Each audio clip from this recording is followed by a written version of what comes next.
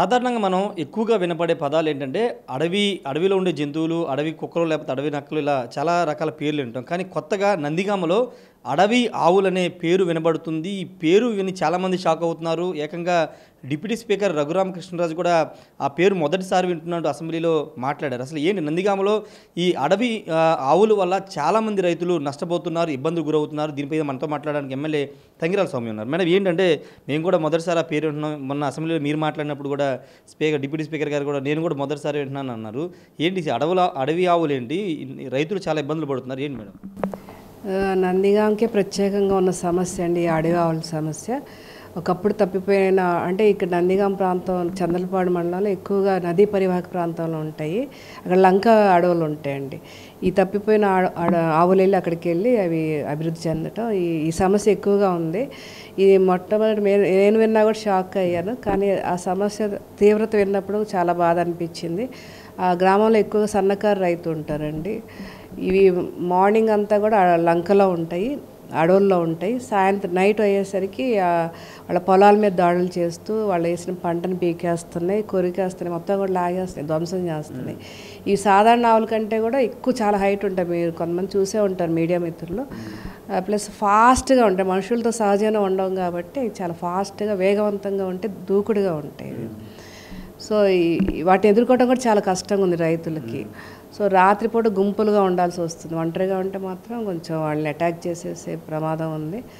So ఇప్పుడు వాళ్ళు fencing వేసుకున్నా కూడా కొంతమంది రైతులు అవి పీకేస్తాయి. అంటే తట్టుకోలేవు, అవి 10 అడుగుల్లో ఉన్నా కూడా అవి జంప్ చేస్తాయండి.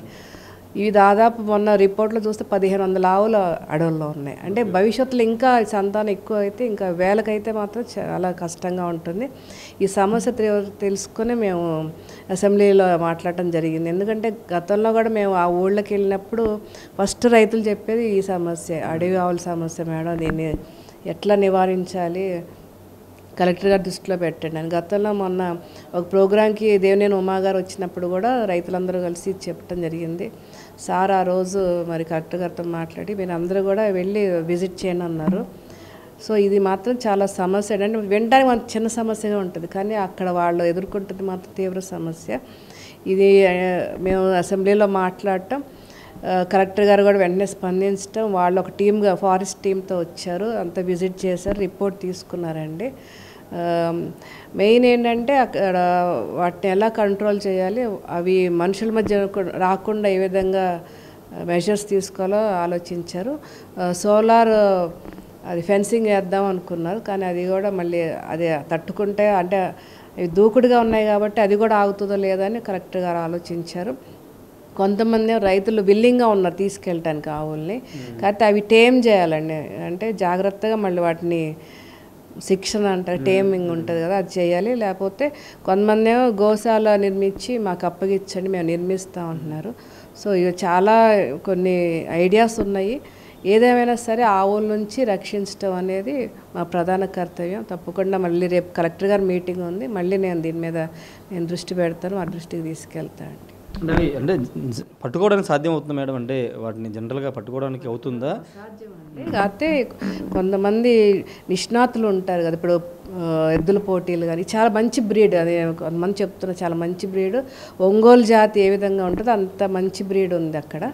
కాబట్టి నిష్ణాతులు ఉంటారు కదా ట్రైనింగ్ ఇచ్చేవాళ్ళు, వాళ్ళతో మాట్లాడి కలెక్టర్ గారు ఏదన్నా అవి పట్టుకునే విధంగా చేస్తే మాత్రం రైతులకు ఉపయోగపడుతుంది, గోశాలకు కూడా తరలించవచ్చు అండి. అంటే అరుదైన జాతి అంటున్నారు, దానికి ఏమన్నా అంటే ప్రభుత్వం దృష్టి తీసుకువెళ్తారా? వీటిని ఇంకా డెవలప్ చేయడం ద్వారా మనకు ఆంధ్రప్రదేశ్కి ఒక మంచి పేరు వస్తుంది కదా.